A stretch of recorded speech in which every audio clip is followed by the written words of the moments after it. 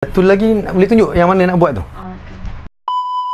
Jadi yang kat sini yang akan nak buat nak simenkan je kata kan. Saya nak simenkan tu yang saya boleh pakai bumbu ni tapi Ni. abang tu kata Dah dia ni dah buat lubang. Ini sebenarnya itu ya ada yang infak bang sebulan bocor. Itu yang akan nak buat bumbung lagi tinggi pada bumbung kan?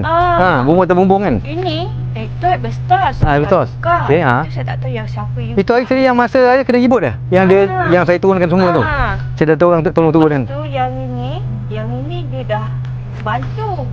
Lepas tu seminggu hujan saya tidur dengan besen bocor. Allahuakbar. Dah bocor, dia pasang tak betul. Sebenarnya tak boleh pakai langsung Dia pasang tak betul. Alhamdulillah lah ni yang dia buat ni. Baru pasang 3 hari semalam. Oh. Depan last. Tapi yang ni untuk rumah tak boleh lah.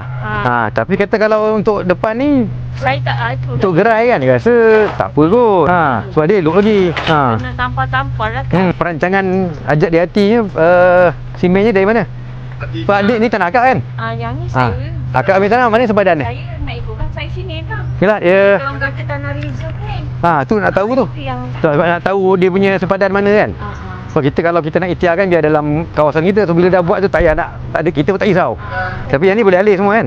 Ni putih. Okey ni. Yang saya letak macam ni kadang. Siapa tanam dulu akak ke? Kadang dulu sebelum Covid saya kan jual pokok dekat pasar Tani.